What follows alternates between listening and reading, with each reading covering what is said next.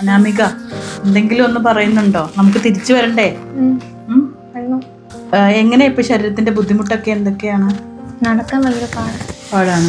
Dance കളിക്കും. അവൾ ഒരു സമയം വെറുതെ ഇരിക്കുന്ന ആളല്ല, എപ്പോഴും ഒരു നേരം പോലും അവൾ വയ്യാന്നും പറഞ്ഞ് മാറിയിരിക്കുന്ന വ്യക്തിയാണ്.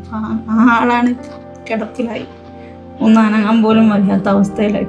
പുറലോകത്തേക്ക് കാണേ വേണ്ട. ഒരു 16 വയസ്സുള്ള കുട്ടിയുടെ സ്വപ്നങ്ങൾ മുഴുവൻ തകർന്നു പോയൊരു സാഹചര്യമായിരുന്നു. കണ്ണാടി നോക്കില്ല, ഭക്ഷണം കഴിക്കില്ല. എല്ലാവർക്കും നമസ്കാരം. ഒത്തിരി വിഷമമുള്ള, ഒത്തിരി വേദനിപ്പിക്കുന്ന ഒരു വാർത്തയുമായിട്ടാണ് ഞാൻ നിൽക്കുന്നത്. ഞാനുള്ളത് കൊല്ലം ജില്ലയിലെ കൊട്ടിയത്തിനടുത്ത് മേവറം എന്ന് പറയുന്നൊരു സ്ഥലത്താണ്.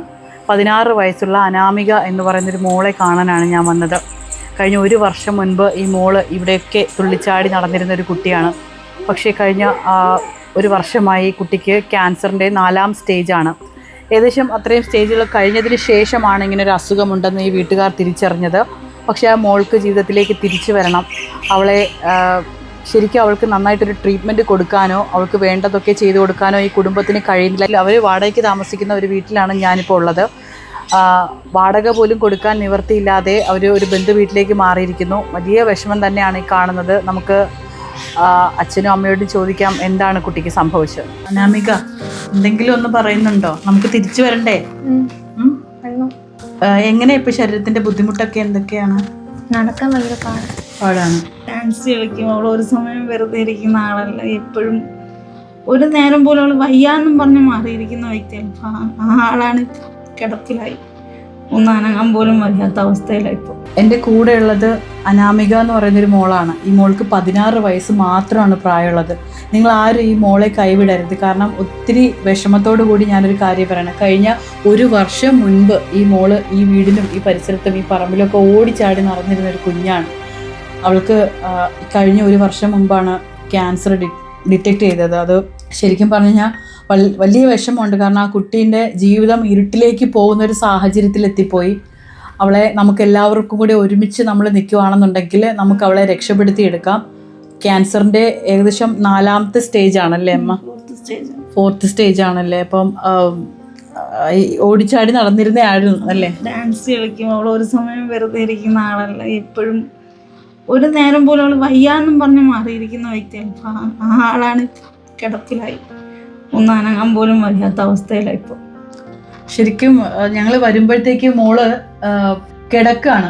അവൾക്ക് അതായത് ഈ റൂമിലെ ജനലുകളും വാതിലുകളും എല്ലാം അടച്ചിട്ടിട്ട് അവൾ കിടക്കുകയാണ്. അവൾക്ക് ഒരിക്കലും പുറലോകത്തേക്ക് കാണേ വേണ്ട. ഒരു 16 വയസ്സുള്ള കുട്ടിയുടെ സ്വപ്നങ്ങൾ മുഴുവൻ തകർന്നു പോയൊരു സാഹചര്യമായിരുന്നു. കണ്ണാടി നോക്കില്ല, ഭക്ഷണം കഴിക്കില്ല, ഒന്നും ചെയ്യില്ല.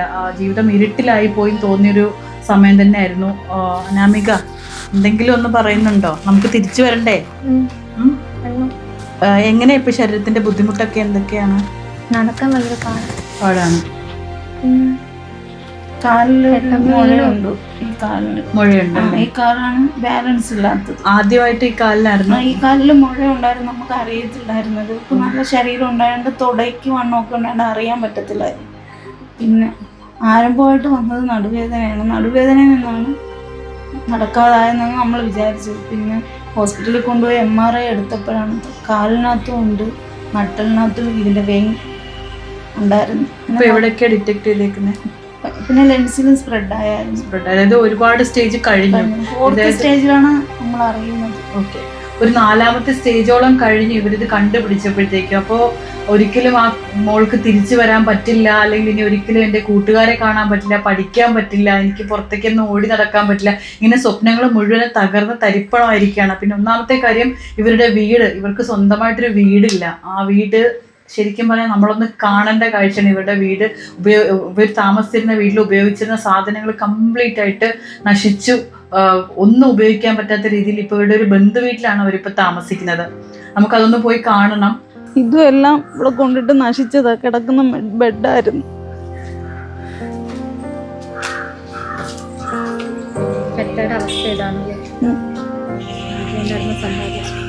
ഞങ്ങൾ കഷ്ടപ്പെട്ടുണ്ടാക്കി ഞങ്ങൾ സമ്പാദ്യമായി കിടക്കുന്നത് എല്ലാം നശിച്ച്. അതുപോലെ തന്നെ ഈ കുഞ്ഞിനെ നിങ്ങൾ എല്ലാവരും കൂടി ഒരുമിച്ച് വിചാരിച്ചാൽ നിങ്ങൾക്ക് രക്ഷിക്കാൻ പറ്റും, സഹായിക്കാൻ പറ്റും. എൻ്റെ പ്രിയപ്പെട്ട പ്രേക്ഷകർ താഴെ കാണുന്ന ഈ കോൺടാക്ട് നമ്പറിൽ അല്ലെങ്കിൽ ബാങ്ക് അക്കൗണ്ടിലൊക്കെ തന്നെ നിങ്ങളുടെ സഹായങ്ങൾ എത്തിക്കുമെന്ന് ഒത്തിരി പ്രതീക്ഷയുണ്ട്. കാരണം ഒരുപാട് വീഡിയോസിൽ ഒരുപാട് നല്ല മനുഷ്യർ, നല്ല നല്ല ആളുകൾ നമ്മൾ ഒരുപാട് സഹായിച്ചിട്ടുള്ളതാണ്. ഒത്തിരി പേര് സഹായിച്ചു, ഒത്തിരി പേര്. അവരുടെ സഹായത്തില് ഇപ്പം വരെ എന്റെ മോളെ കൊണ്ടുപോകുന്നേ. അപ്പൊ ഈ വരുന്ന 19-ാം തീയതി ഈ കുഞ്ഞിനെ വീണ്ടും നമ്മൾ കൊണ്ടുപോവാണ് RCCയിലേക്ക്.